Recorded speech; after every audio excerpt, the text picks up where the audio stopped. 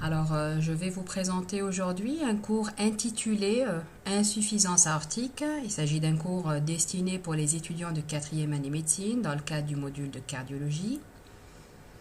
Il faut savoir que l'insuffisance aortique est une valvulopathie qui est plutôt assez fréquente, en particulier dans notre pays. Alors, je vous présente le plan du cours. On va commencer d'abord par une petite définition. On va énumérer par la suite les différentes étiologies de l'insuffisance aortique. Vous allez vous rendre compte, elles sont nombreuses.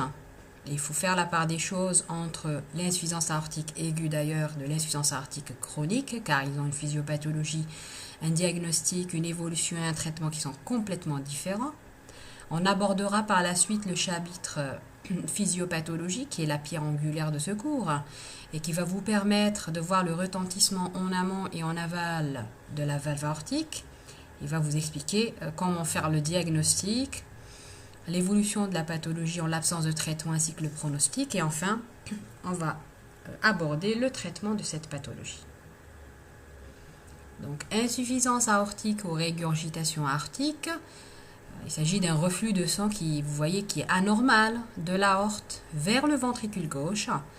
C'est tout à fait anormal, hein, ce n'est pas du tout physiologique. Qui va se passer à quel moment du cycle cardiaque? Pendant la diastole.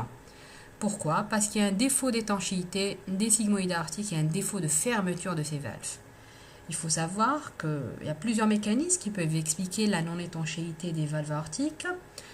Le plus fréquent, c'est l'atteinte des valves elles-mêmes. Les valves aortiques étant rétractées, sclérosées, abîmées, il y a une perforation à cause d'une endocardite par exemple. Du coup, elles ne se ferment pas correctement pendant la diastole et il y aura secondairement un reflux de sang de l'aorte vers le ventricule gauche pendant la diastole et donc une fuite aortique qui est anormale. Deuxième mécanisme qu'il faut absolument connaître, c'est la dilatation de l'aorte.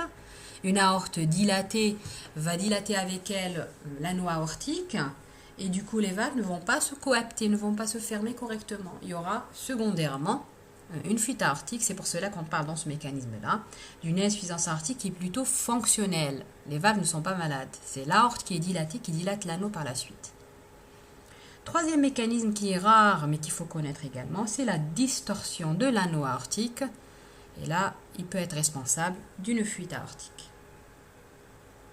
Alors, les étiologies, on va commencer d'abord par les étiologies de l'insuffisance aortique chronique. Alors, l'étiologie la plus fréquente et malheureusement encore à l'heure actuelle dans notre pays, c'est le rhumatisme articulaire aigu. Qu'est-ce qui va se passer dans le RA? Il y aura une soudure des commissures avec une rétraction des bords libres des valves. Ces valves ne vont pas se fermer correctement, donc il y aura une fuite aortique secondaire à cette rétraction des valves. Deuxième étiologie, et c'est une cause qui est plutôt fréquente dans les pays développés, ça ne veut pas dire qu'elle n'existe pas chez nous, c'est l'insuffisance aortique dystrophique. Et c'est le mécanisme qu'on avait abordé tout à l'heure. Il y a une dilatation de l'aorte ascendante, je vous montre ici dans l'image échographique. Cette aorte dilatée va dilater avec elle l'anneau aortique et du coup, les valves ne se ferment pas correctement en diastole, il y aura une fuite aortique. Il y a plusieurs pathologies qui entraînent des anomalies du tissu élastique et du coup l'aorte est dilatée. C'est la maladie de Marfan, l'anévrisme idiopathique, la maladie d'Ehlers-Danlos, l'ostéogenesis imperfecta et tant d'autres. Et ça entraîne justement une fuite aortique qui est assez fréquente dans les pays développés. Troisième étiologie, les aortites inflammatoires. Comme son nom l'indique, il y a une inflammation de l'aorte et des sigmoïdes qui entraîne une fuite aortique. Alors, quelques exemples d'aortites inflammatoires, la syphilis, la spondylarthrite ankylosante, la maladie de Takayasu et tant d'autres. Toujours dans les étiologies, les cardiopathies congénitales. Comme son nom l'indique, ce sont des enfants qui naissent avec une fuite aortique qui peut être associée à une communication interventriculaire, une CIV, et ça rentre dans le cadre d'un syndrome de Lobrit-Pizzi. Ou bien cette fuite aortique est associée à une sténose aortique sous-valvulaire. C'est des enfants qui naissent avec une membrane sous les sigmoïdes qui empêche le passage du sang du ventricule gauche vers l'aorte. Ils peuvent léser les valves et donc secondairement, on aura une fuite aortique. Troisième cardiopathie congénitale, c'est la bicuspidie. Vous savez très bien qu'on a 3 cuspes en temps normal. Eh bien, il y a des enfants qui naissent avec 2 cuspes au lieu de 3. Et c'est normal comprendre que ces valves ne vont pas se fermer correctement parce qu'elles sont au nombre de 2, et du coup on aura une fuite aortique à la longue. Toujours dans les étiologies de la fuite aortique, l'insuffisance aortique qui survient après une radiothérapie, d'ailleurs plusieurs années. La radiothérapie, vous savez, elle calcifie les valves, elle calcifie tous les organes, et par la suite, à distance, ces valves aortiques vont être calcifiées, elles vont être malades, elles ne vont pas se fermer correctement, et elles vont être responsables d'une fuite aortique. C'est rare comme étiologie, mais il faut l'évoquer chez un patient qui a subi une radiothérapie et chez qui on trouve par exemple à l'échographie une fuite aortique. Toujours dans les étiologies, l'insuffisance aortique médicamenteuse. On a constaté qu'il y avait des médicaments qui altéraient les valves aortiques, tels que les anorexigènes, certains antiparkinsoniens dérivés de l'ergot de seigle. On a remarqué que ces patients-là, à force de leur donner ces médicaments-là, développaient une fuite aortique à distance. Et du coup, maintenant, avant de les donner, il vaut mieux faire une échographie cardiaque, vérifier que nos valves sont saines et qu'il n'y a pas de fuite aortique, les prescrire aux malades si on n'a pas le choix, et surveiller ces malades-là par généralement une échographie. Si ces patients développent une fuite aortique au cours de l'évolution, au cours du traitement de ces patients, à ce moment-là, on sera obligé d'arrêter ces médicaments-là pour éviter que ces patients aggravent leur fuite aortique. C'est-à-dire, au lieu de traiter une maladie, on se retrouve à traiter une maladie plus grave, une maladie cardiaque. Donc, tout ce qu'on a vu tout à l'heure, c'était des étiologies de l'insuffisance aortique chronique. Il faut savoir que l'insuffisance aortique peut survenir de façon brutale, de façon aiguë. Vous allez comprendre par la suite que forcément, la physiopathologie est complètement différente, le diagnostic est plus bruyant dans l'insuffisance aortique aiguë et le traitement doit être fait en urgence. Alors, parmi ces étiologies de l'insuffisance aortique aiguë, on a l'endocardite infectieuse. C'est l'infection des valves. Donc, il y aura des lésions importantes des valves aortiques, à titre de végétation, d'ulcération, des perforations, des abcès de l'anneau. Et donc, c'est une étiologie qui est assez aiguë. C'est quelque chose qui s'est passé de façon brutale. Et donc, c'est généralement une pathologie grave qui est responsable d'une insuffisance aortique aiguë. Ces malades-là doivent être pris en charge dans le cadre de l'urgence. Dans les étiologies de l'insuffisance aortique, on a la dissection de l'aorte. C'est une urgence. Pourquoi? D'abord, par définition, la dissection de l'aorte, c'est une rupture de l'aorte à travers une brèche au niveau de la média, à travers une brèche de l'intima. Cette aorte va se disséquer, va se rompre et entraîner, entre guillemets, une hémorragie interne. Donc, généralement, ces patients-là doivent être traités assez rapidement. Pourquoi elle entraînerait une insuffisance aortique aiguë? On peut avoir, au moment de cette dissection, une éversion d'une sigmoïde ou une dilatation de l'anneau qui va être responsable d'une fuite aortique. Et donc, il faut justement opérer ces malades-là assez rapidement. Troisième étiologie de l'insuffisance aortique, on a l'insuffisance aortique traumatique. Lors, par exemple, d'un accident de la voie publique, c'est une urgence et généralement, ça aggrave le pronostic de ces patients-là. Donc là, on va aborder le chapitre de la physiopathologie. Et donc, on va séparer absolument l'insuffisance aortique chronique de l'insuffisance aortique aiguë. Donc, on va commencer d'abord par l'insuffisance aortique chronique. Et on va étudier, comme dans toutes les valvulopathies, d'abord le retentissement en amont de la valve aortique, puis le retentissement en aval de la valve aortique. Alors, quel est l'amont de la valve aortique? C'est bien le ventricule gauche. Qu'est-ce qui va se passer au niveau du ventricule gauche? Alors, imaginez ce ventricule gauche, à chaque diastole, il va recevoir le débit systémique habituel, d'accord, qui vient de l'oreillette gauche lors du remplissage, ainsi qu'un volume régurgité anormal qui vient de l'aorte. Donc, il est confronté à une surcharge de volume. Forcément, comment il va réagir ce ventricule gauche? Il va se dilater pour pouvoir contenir tout ce volume-là. Lors de la systole suivante, on aura une augmentation du volume d'éjection systolique. Ce ventricule gauche, il a comme mission d'éjecter non seulement le débit systémique habituel, mais aussi le volume qui a été régurgité lors de la diastole précédente. Pourquoi tout ça? Sa mission, c'est quoi? C'est maintenir un débit cardiaque normal pour perfuser tous les organes.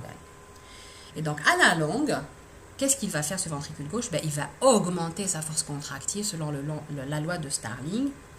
Et en augmentant la force contractile, qu'est-ce qu'il va faire? Il va s'hypertrophier. Alors là, c'est ça le retentissement en amont du ventricule gauche. C'est la dilatation ventriculaire gauche et bien sûr, par la suite, une hypertrophie.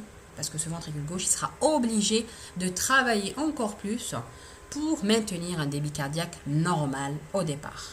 Ce sont les mécanismes d'adaptation dans les insuffisances aortiques compensées. Qu'est-ce qui va se passer en aval maintenant? L'aval, c'est quoi? L'aval des sigmoïdes aortiques, c'est l'aorte et les artères périphériques. Eh bien, on a dit qu'il y avait un reflux de sang de l'aorte vers le ventricule gauche, en diastole. Donc la pression artérielle diastolique sera forcément basse. Mais en même temps, en systole, on avait dit qu'il y avait une augmentation du volume d'éjection systolique et du coup la pression artérielle systolique sera haute. Elle sera augmentée. Donc qui dit augmentation de la pression artérielle systolique, diminution de la pression artérielle diastolique, forcément la différentielle sera élargie. On aura des patients qui auront une systolique très haute et une diastolique très basse. Et on aura également ce qu'on appelle les signes périphériques d'hyperpulsatilité artérielle. Je vous ai dit tout à l'heure qu'il y avait une augmentation du volume d'éjection systolique. Donc les artères vont être l'objet, ils vont recevoir un volume sanguin important qui va arriver à leur niveau. Et donc forcément, ils seront hyperpulsatiles, ce qu'on appelle la danse des artères. Qu'est-ce qui va se passer également? On aura également une diminution du flux coronaire. Je vous ai dit, la perfusion des artères coronaires se faisant en diastole, et comme il y a un reflux de sang de l'aorte vers le ventricule gauche en diastole, donc il y aura une diminution du sang qui va arriver au niveau des artères coronaires. Et ces patients-là vont développer une insuffisance coronaire fonctionnelle. C'est-à-dire, ils vont avoir de l'angor, des douleurs thoraciques au repos, alors qu'ils n'ont même pas de lésion coronaire, de lésion organique. Pourquoi? Parce qu'il y a une baisse de la perfusion coronaire au moment de la diastole. Alors, vous allez me dire, ces mécanismes d'adaptation, ils vont être à un moment dépassés, effectivement. Selon la loi de Franz-Starling, arrivé à un certain niveau, cette force contractile ne va pas, ne va pas suffire. Et du coup, ce ventricule gauche dilaté va se fatiguer, il s'épuise. Et on assistera à une altération de la fraction d'éjection ventriculaire gauche. Donc le cœur va se fatiguer, il va y avoir de la stase de sang à ce niveau-là, au niveau du ventricule gauche, augmentation de la pression télédiastolique ventriculaire gauche, et avec la loi des pressions, qui dit augmentation de pression dans le ventricule gauche, va se répercuter en amont au niveau de l'oreillette gauche, donc il y aura une augmentation de la pression dans l'oreillette gauche. Avant l'oreillette gauche, il y aura les veines pulmonaires, capillaires pulmonaires, artères pulmonaires. Et donc on aura une hypertension artérielle pulmonaire et un retentissement sur la circulation pulmonaire, ce qui explique que les patients deviennent essoufflés à la longue. Donc je vous ai expliqué tout à l'heure le mécanisme d'adaptation de l'insuffisance aortique chronique. Le ventricule gauche se dilate, hypertrophie, mais arrivé à un stade, il va se fatiguer, et donc on aura l'insuffisance cardiaque et l'HTAP. Dans l'insuffisance aortique aiguë, le ventricule gauche n'a pas eu le temps de s'adapter à ces nouvelles conditions hémodynamiques. Il ne s'est pas dilaté, il ne s'est pas hypertrophié pour maintenir un débit cardiaque normal. Donc d'emblée, on aura une augmentation importante de la pression télédiastolique du ventricule gauche, et donc en amont, on aura une augmentation de la pression au niveau des capillaires pulmonaires et une HTAP, avec bien sûr une diminution du débit cardiaque. Et donc cette insuffisance aortique aiguë sera rapidement mal tolérée, responsable d'une insuffisance cardiaque. C'est ce qui explique l'urgence de la prise en charge. Donc là, on va aborder le chapitre du diagnostic. On va d'abord parler des signes fonctionnels, de quoi se plaint notre patient. On va l'examiner. On va forcément lui faire un électrocardiogramme, une radiographie du thorax. L'échographie, vous allez voir, c'est l'examen clé qui permet de faire le diagnostic. Et enfin, dans certaines situations, on sera obligé de demander un cathétérisme ou une angiographie. Donc, cette valvulopathie, on l'a vu dans la physiopathologie, elle était longtemps bien tolérée grâce au mécanisme d'adaptation. Donc on peut comprendre qu'elle peut être de découverte fortuite lors d'un examen systématique. Les enfants lors de l'examen scolaire, une visite chez le médecin traitant, qui ausculte un souffle par exemple, la visite militaire, etc. Donc c'est une valvulopathie qui peut être de découverte fortuite. Mais lorsque les mécanismes d'adaptation sont dépassés, là le patient peut arriver en consultation dans le cas d'une dyspnée d'effort qui peut, selon la classification de la NYHA, qui peut être légère jusqu'au stade 3, voire même de l'orthopnée, une dyspnée de décubitus dans les formes graves. Le malade peut arriver chez vous dans le cadre d'un œdème aigu du poumon, ou parce qu'il y a une insuffisance aortique aiguë, ou encore une décompensation d'une insuffisance aortique chronique. Il peut se plaindre d'un angor au repos, ça on l'a expliqué sur le plan physiopathologique. Il peut faire des palpitations ou des lipothémies à un stade tardif, au stade d'insuffisance cardiaque. Quand on l'examine, on commence d'abord par la palpation. On a dit que le ventricule gauche était dilaté et du coup on aura un choc de pointe dévié en bas et à gauche, étalé en dent de barre, et on aura évidemment un frémissement diastolique. Lorsqu'on ausculte, on aura le classique souffle diastolique d'insuffisance aortique. Alors il siège au foyer aortique, il prédomine le long du bord gauche du sternum, ce qu'on appelle le foyer d'air. Pourquoi? Parce qu'il y a la transposition des gros vaisseaux, c'est là où on ausculte bien les souffles de la base, et on ausculte très bien le souffle diastolique de la fuite aortique. Alors ce souffle, il irradie vers la pointe exiphoïde, il est à maximum protodiastolique, il est de timbre doux et aspiratif, et il augmente en position assise, penché en avant et en expiration forcée. Il faut savoir que l'importance de la fuite est mieux corrélée à la durée du souffle qu'à son intensité. C'est pas parce qu'un souffle est intense que la fuite est importante, non, c'est parce que la fuite dure pendant toute la durée de la diastole qu'on explique que la fuite est importante. Et c'est ce qui fait la gravité de cette pathologie. C'est quand la fuite dure pendant toute la durée de la diastole. C'est-à-dire que les sigmoïdes aortiques sont ouvertes pendant toute la diastole et ça c'est très méchant pour les patients. Alors, on aura également à l'auscultation un souffle systolique éjectionnel d'accompagnement. Alors, vous savez que les souffles, c'est la traduction de turbulence au niveau du cœur. Et je vous ai dit tout à l'heure qu'il y avait un volume d'éjection systolique important qui était éjecté à chaque systole et qui va traverser l'orifice aortique. Donc forcément, on aura un souffle systolique éjectionnel. Alors on l'ausculte au maximum au foyer aortique, il irradie à la base et au vaisseau du cou et il traduit bien sûr l'augmentation du flux sanguin qui va traverser cet orifice aortique en systole. À l'auscultation, on aura également un clic d'éjection protosystolique. On aura également le bruit mésosystolique qui est sec et claqué au niveau de la base. On le voit dans les insuffisances aortiques volumineuses. Ça s'appelle le pistol shot ou le coup de bélier. Et il traduit une brusque distension aortique lors de l'éjection, car il y a un volume sanguin important qui a traversé cet anneau pendant la systole.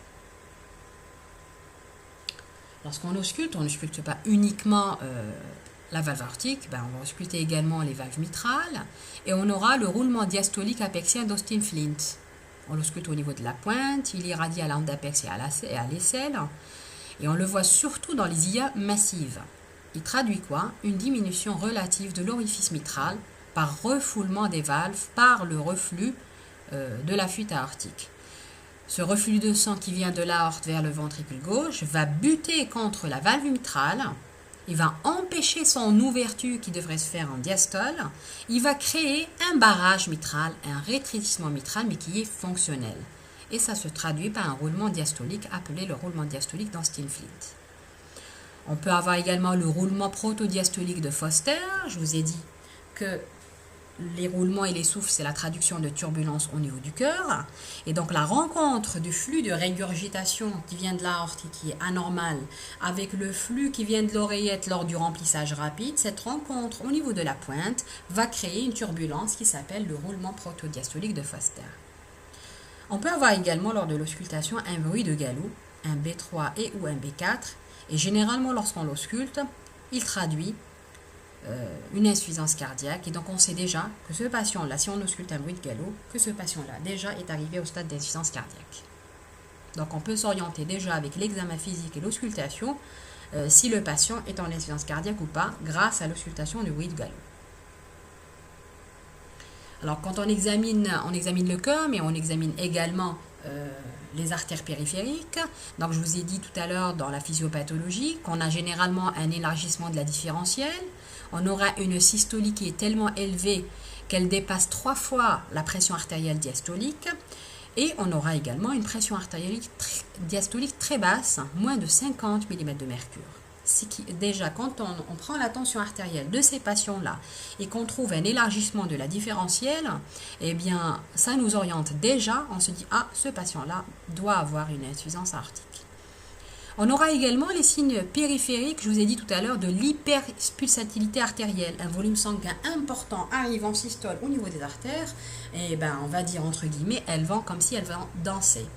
Et ça, on voit surtout dans les IA volumineuses. On a le signe de Musset, où la tête et le cou sont animés de secousses rythmiques synchrones des battements artériels.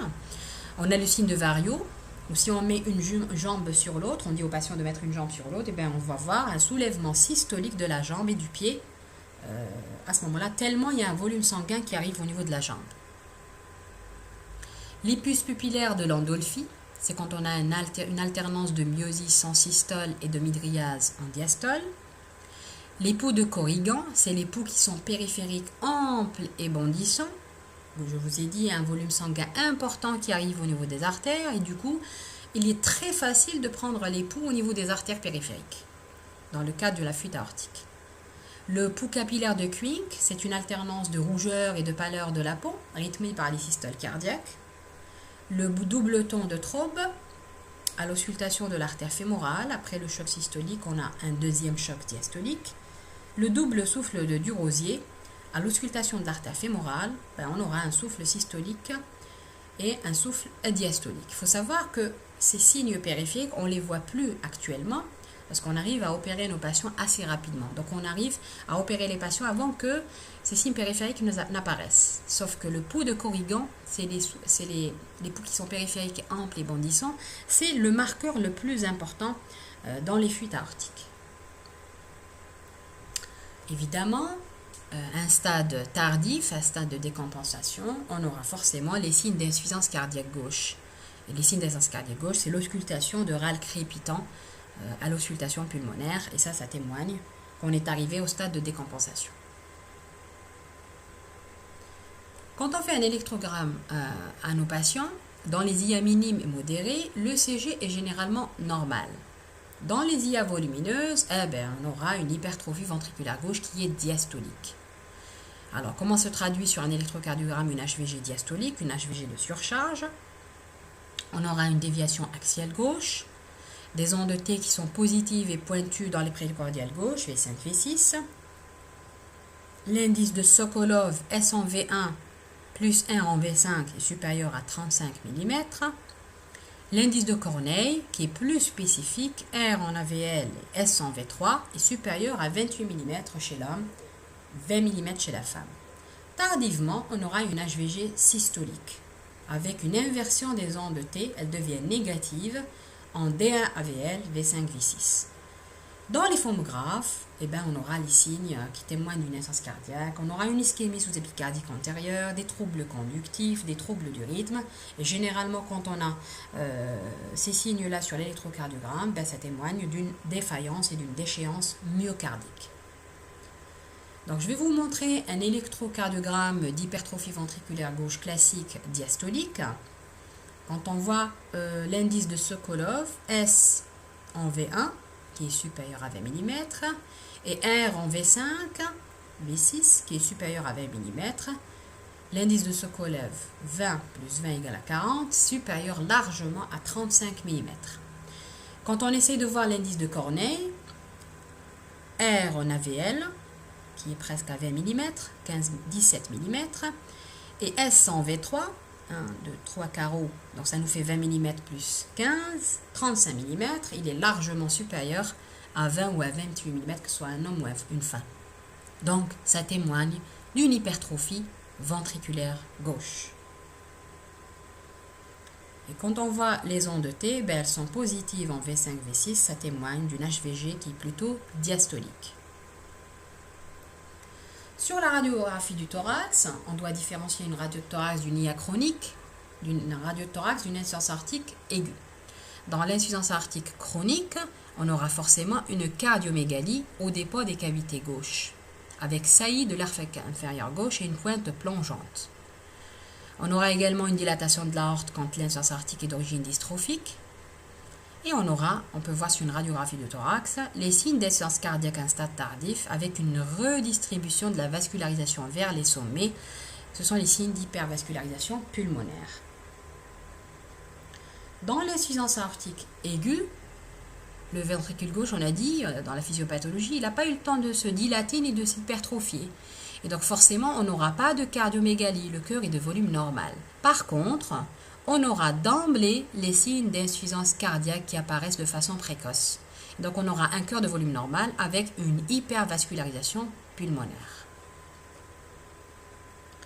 Donc je vous ai dit tout à l'heure que l'échographie cardiaque, c'est l'examen clé dans les valvulopathie parce qu'elle permet à la fois d'affirmer le diagnostic de la fuite aortique, d'apprécier de sa sévérité, de savoir si elle est sévère ou pas et donc d'orienter le patient au chirurgien cardiaque ou pas, de rechercher l'étiologie parce que de là va dépendre le traitement et d'apprécier le retentissement sur la fonction ventriculaire gauche. Donc comment faire le diagnostic positif de cette valvulopathie? On aura, en cas de fuite aortique, un fluttering diastolique de la grande valve mitrale et ou du septum interventriculaire. Je vous ai dit tout à l'heure que le volume sanguin, ça c'est une coupe parasternale grand axe, longitudinale, qui montre l'aorte à ce niveau-là, l'oreillette gauche derrière, en postérieur, le ventricule droit et le ventricule gauche. La valve mitrale entre l'oreillette gauche et le ventricule gauche. Et normalement, le sang va passer du ventricule gauche vers l'aorte. Et donc au moment de la diastole, ça c'est une image en systole, mais au moment de la diastole, il y a un volume sanguin, je vous ai dit, qui vient de l'aorte vers le ventricule gauche, et donc il va buter contre la grande valve mitrale, il va l'empêcher de s'ouvrir au moment de la diastole, au moment du remplissage. Et le fait de l'empêcher de s'ouvrir, elle va trembler cette valve mitrale, et ça va créer ce qu'on appelle le fluttering diastolique de la grande valve mitrale. Le signe qui va vraiment nous orienter et nous dire qu'il y a une fuite aortique à l'échographie cardiaque, c'est le fait d'enregistrer en diastole, alors que les valves devraient être fermées, un flux anormal sous les sigmoïdes aortiques, un flux en couleur qui est tout à fait anormal en diastole. Ce qu'on appelle cette mosaïque-là, c'est une fuite aortique au Doppler couleur. Et quand on fait un Doppler continue sur la valve aortique, ici c'est une coupe apicale 5 cavités. Pourquoi 5 cavités? Il y a le ventricule gauche, le ventricule droit, l'oreillette gauche, l'oreillette droite et l'aorte au milieu. Et donc le fait d'avoir un reflux de sang de l'aorte vers le ventricule gauche en diastole, nous en Doppler couleur, puisque notre capteur est ici, en Doppler continu, on enregistre un flux qui est plutôt positif. Il est au-dessus de la ligne de base du Doppler. Et ça, c'est pas normal. Parce que le sang, normalement, passe du ventricule gauche vers l'aorte. Donc, il devrait s'enregistrer en négatif. Le sang fuit notre capteur. Le fait d'enregistrer un flux positif, un flux qui vient de l'aorte vers le ventricule gauche en diastole, donc il approche notre capteur, donc il va s'enregistrer en flux positif au-dessus de la ligne de base, c'est pas normal. Ça témoigne qu'il existe une fuite aortique. Donc là, vous avez vu, il y a des paramètres qui nous ont permis de dire à l'échographie qu'il y a une fuite aortique. On a enregistré un flux sous-sigmoïdien en Doppler couleur. On a enregistré le fluttering diastolique en TM, en temps mouvement. Et on a enregistré un flux positif en Doppler continu. Donc maintenant, il faut apprécier la sévérité de cette fuite aortique. Il faut la quantifier. Et là, nous, on a des paramètres, les cardiologues, on a des paramètres pour dire si une fuite aortique est importante ou pas.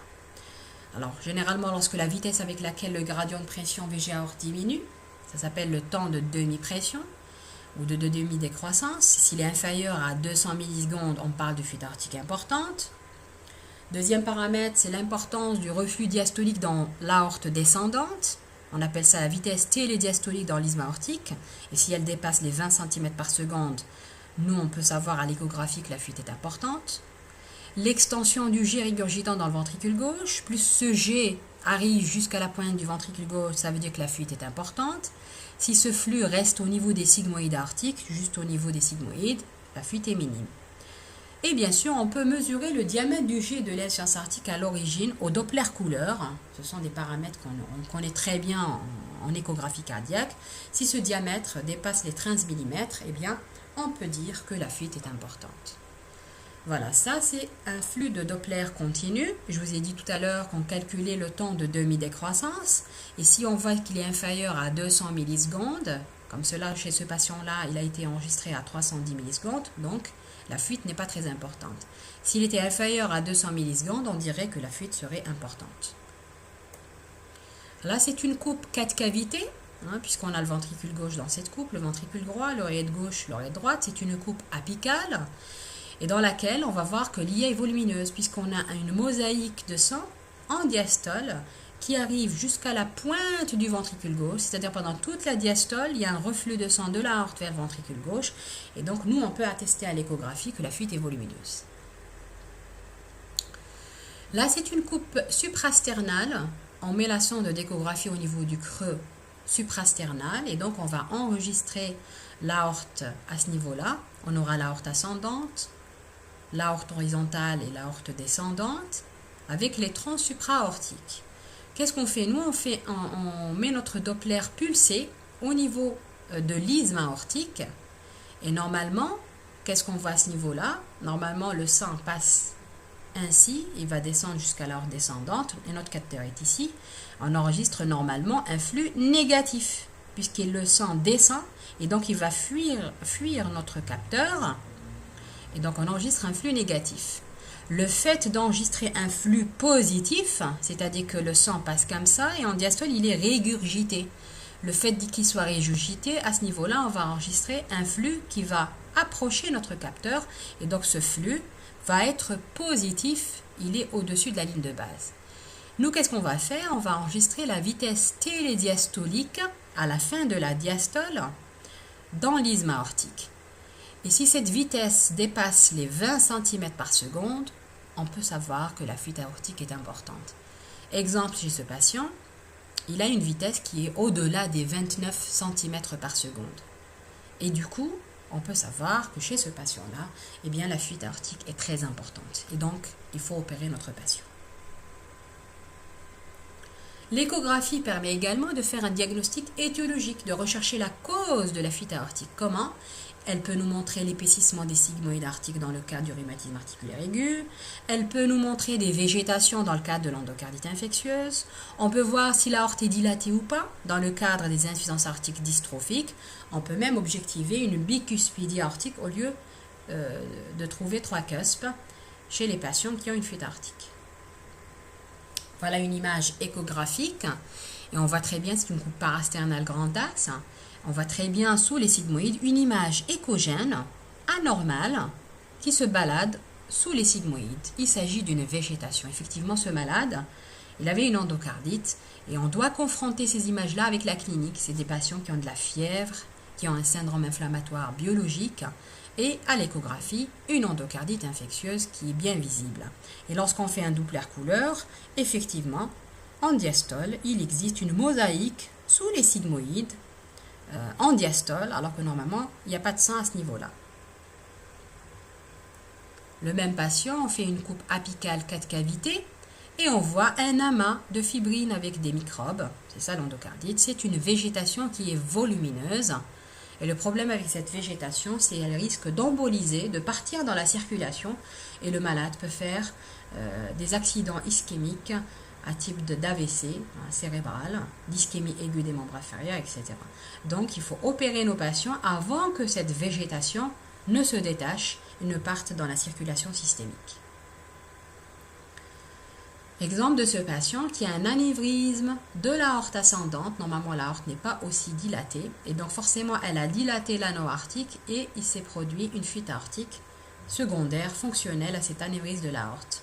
Et nous, on a des dimensions à partir desquelles on opère ces patients-là. Pourquoi? Parce qu'il faut éviter que cette aorte se dilate trop et on aura comme complication une dissection de l'aorte. Et le malade peut mourir à ce moment-là. Et donc, qu'est-ce qu'on fait généralement? On opère ces patients-là, on remplace l'aorte ascendante, et si la valve est très malade, on remplace également la valve aortique par une prothèse. L'échographie permet également d'apprécier le retentissement sur le ventricule gauche. Comment? Donc de voir si le ventricule gauche est dilaté ou pas, si le ventricule gauche a une fonction ventriculaire normale ou pas. Et donc on mesure les diamètres télédiastoliques et le diamètre télésystolique et voir s'ils sont augmentés ou pas. Et on peut mesurer également la fraction d'éjection. Et je vous ai dit tout à l'heure que dans les mécanismes compensés, cette fraction d'éjection sera altérée. Et donc on peut savoir si ce patient il est au stade de décompensation ou pas et comment on peut l'opérer. Donc là c'est un TM sur le ventricule gauche. On enregistre les contractions du ventricule gauche et le remplissage. Là, le ventricule gauche se contracte et donc on enregistre le diamètre télésystolique. À ce moment-là, le ventricule gauche, il se dilate, il se remplit et on peut enregistrer le diamètre télédiastolique. Et donc on peut savoir, en enregistrant, on a des valeurs, on peut savoir si le ventricule gauche est dilaté ou pas. On peut voir si le ventricule gauche en coupe apicale est dilaté, globuleux témoignant d'une fuite aortique importante. Et on peut mesurer, je vous ai dit, la fraction d'éjection avec des logiciels. L'échographe, surtout les échographes actuellement, ils sont hyper performants. Ils peuvent nous donner une idée sur la fraction d'éjection. Si elle descend au-dessous de 60, une fraction d'éjection normale, elle est au-dessus de 60%, moins de 60, voire même moins de 50%, on parle d'altération de la fraction d'éjection. Parfois, on est amené à faire une échographie transœsophagienne, une ETO. Si on veut avoir une évaluation plus précise du mécanisme de l'IM ou de la morphologie des valves, en particulier en cas d'endocardite infectieuse ou de dissection aortique. L'ETO n'est pas indiqué en première intention, voyons, parce que c'est un examen qui est quand même désagréable. Il faut une anesthésie oropharyngée. Le malade doit être coopérant, c'est très difficile. On voit mieux à l'échographie transœsophagienne les valves, parce qu'on se met juste derrière le cœur, au niveau de l'œsophage, et donc on élimine l'air des poumons, le patient est très échogène. Mais en raison de sa difficulté, on ne l'indique pas à tous les patients. C'est pour ça qu'on le laisse vraiment lorsqu'on n'arrive pas à faire le diagnostic de la fuite aortique par une échographie transthoracique standard. Par exemple, les patients qui ne sont pas échogènes, qui sont BPCO, ils ont un problème pulmonaire qui empêche le passage des ultrasons. Ils sont obèses, ils sont anéchogènes. Et à ce moment-là, on est obligé de faire une échographie transœsophagienne pour mieux visualiser les valves, apprécier la sévérité et le retentissement sur le ventricule gauche et justement voir s'il y a des lésions d'endocardite ou pas sur la valve aortique ou sur les autres valves ou en cas de dissection. Comme ça, si on envoie le malade au chirurgien, au moins on est sûr du diagnostic. Donc voilà des images d'échographie transœsophagienne. Vous voyez, les images sont encore plus claires qu'en échographie transthoracique. Par exemple, ce patient-là, il a 2 cuspes au lieu de 3. Donc forcément, à la longue, il a développé une fuite aortique parce que les valves ne se ferment pas correctement. Et lorsqu'on fait un Doppler couleur, on a cette mosaïque qui atteste, qui confirme le diagnostic de la fuite aortique. Les valves sont fermées alors qu'il y a un reflux de sang de l'aorte vers le ventricule gauche en diastole. Ce sont des images de dissection aortique. Là, c'est le flap intimal qui se balade dans la lumière aortique. C'est une urgence. Là, vous voyez, ce flap intimal qui se balade dans l'aorte, qui peut attirer une sigmoïde dans son courant et du coup, cette valve ne va pas se fermer en diastole, responsable d'une fuite aortique. Alors, il faut opérer ces patients-là assez rapidement car ils peuvent mourir dans les heures qui suivent le diagnostic. Donc toujours dans le diagnostic, parfois on est obligé de demander un cathétérisme, une angiographie. C'est quand même un examen qui est invasif, donc il faut le réserver à certains patients. Il faut dire maintenant, avec les nouveaux appareils d'échographie, on arrive à surplanter, enfin à ne pas demander un cathétérisme systématiquement, mais parfois on est obligé de le demander s'il y a une discordance entre les données cliniques et l'échographie. On a un malade essoufflé alors que l'échographie dit que la fuite n'est pas importante. Là, on est obligé de compléter par un cathétérisme pour confirmer le diagnostic ou infirmer le diagnostic. Quel est son intérêt? Eh bien, il va nous permettre de faire une évaluation quantitative de la fuite aortique, de dire si elle est minime, si elle est modérée, si elle est importante, si elle est massive, et à ce moment-là, il faut opérer le patient. Le cathétérisme permet d'évaluer au mieux la fonction ventriculaire gauche, de mesurer les volumes ventriculaires qui peuvent être très augmentés en cas d'IA volumineuse. Le cathétérisme nous permet également d'évaluer l'aorte ascendante, de voir si elle est dilatée ou pas. Permet de mesurer la fameuse pression télédiastolique ventriculaire gauche qui sera augmentée en cas d'insuffisance cardiaque, enfin en cas d'insuffisance aortique décompensée.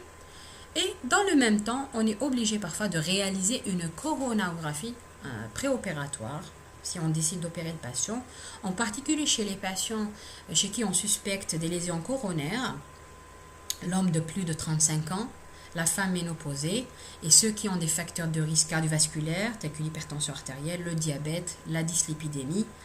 Tous ces patients-là doivent avoir une coronarographie avant l'intervention pour ne pas passer à côté de lésions coronaires sévères qui devraient être corrigées dans le même temps lorsqu'on veut remplacer la valve. C'est-à-dire, on fera un remplacement de la valve et on fera un pontage aortocoronarien des lésions coronaires sévères dans le même temps opératoire. Alors, on passe au chapitre évolution et pronostic de la pathologie en l'absence de traitement. Donc, je vous ai dit, dans l'insuffisance aortique chronique, l'évolution est assez lente, puisque c'est une valvulopathie qui est longtemps bien tolérée du fait de la dilatation ventriculaire gauche et de l'hypertrophie.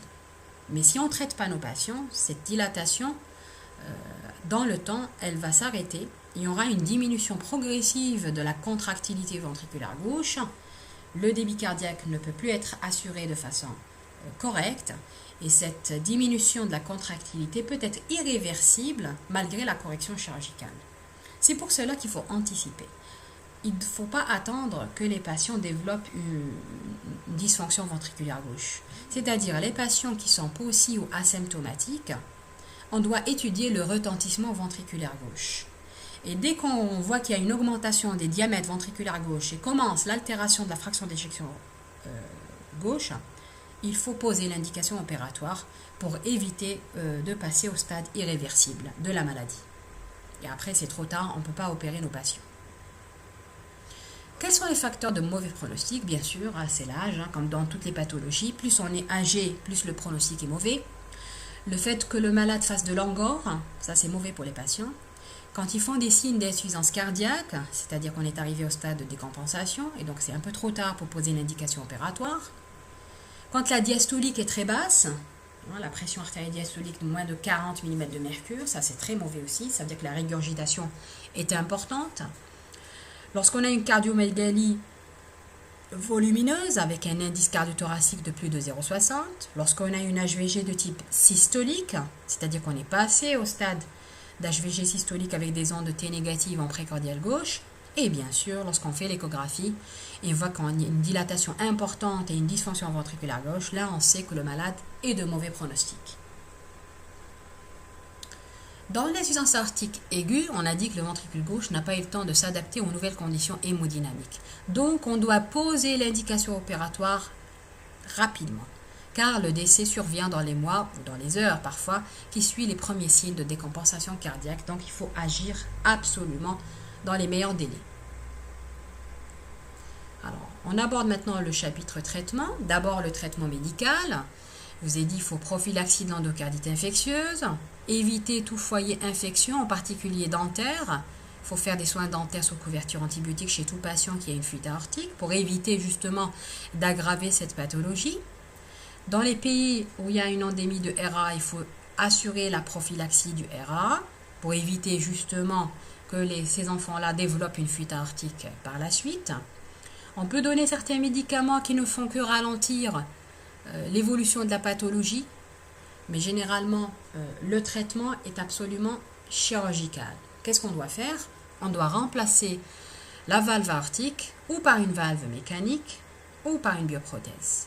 La bioprothèse est réservée chez les sujets âgés, car les prothèses mécaniques, le problème des prothèses mécaniques, c'est qu'on est obligé de mettre un traitement anticoagulant pour éviter que ces valves ne se bouchent, ne se thrombosent. Et du coup, il faut éviter ces médicaments-là, ils sont très contraignants. Le risque est très important d'hémorragie ou de thrombose si le traitement anticoagulant n'est pas bien entrepris. Donc chez le sujet âgé, il est très difficile de gérer ces médicaments-là. C'est des patients fragiles qui peuvent faire des hémorragies assez rapidement, qui peuvent ne pas faire leur bilan d'hémostase assez régulièrement.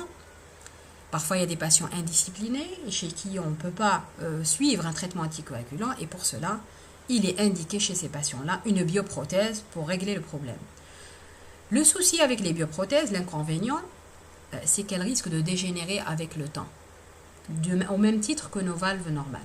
Et du coup, si on les pose à des patients jeunes, il se pourrait que la maladie revienne et du coup on sera obligé de réopérer nos patients. C'est pour cela qu'on réserve les bioprothèses aux sujets âgés. Donc je vous ai dit que les prothèses mécaniques, l'avantage c'est que c'est des prothèses qui durent dans le temps. Elles sont faites, quand on les pose, elles sont à vie, mais le seul inconvénient c'est qu'on est obligé de donner au patient un traitement anticoagulant et donc le patient doit suivre ce traitement-là de façon rigoureuse pour éviter que cette prothèse ne thrombose et le patient ne meure à ce moment-là parce que le traitement n'a pas été bien entrepris. Parfois, on est obligé de faire une plasie aortique, surtout chez les jeunes, pour éviter de mettre une prothèse. Et donc, ça évite de mettre justement une prothèse et de donner une contrainte aux patients. Et on les réserve généralement chez le sujet jeune qui a une atteinte vraiment minime monovalvulaire. Voilà, là on vous montre un petit peu une image d'une prothèse mécanique à double ailette, une type Saint-Jude. C'est les prothèses qu'on pose actuellement. Elles sont plus faciles, il y a moins de complications, elles sont plus faciles à mettre et surtout qu'elles thrombosent moins. Là, cette valve, les deux ailettes sont en position fermée, normalement en diastole, et là, les deux ailettes en position ouverte en systole. Et vous pensez bien qu'on est obligé, devant une valve métallique, de mettre un traitement anticoagulant, car le sang va buter contre ces valves et va former des caillots qui peuvent partir dans le cerveau. Et du coup, on est obligé de mettre un traitement anticoagulant, que le sang soit fluide, pas trop pour que ça ne fasse pas une hémorragie, mais en même temps que ces valves ne se thrombosent pas. Voilà, ça c'est les anciennes prothèses qui posaient vraiment problème. C'est les prothèses à billes type Star.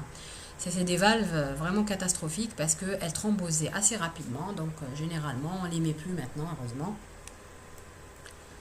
Ça c'est une bioprothèse porcine, donc qui ressemble à une valve normale. Et du coup, on les réserve généralement chez les sujets âgés. Là, vous voyez ce patient-là, cette bioprothèse. Eh bien, on a 3 cuspes avec 3 commissures.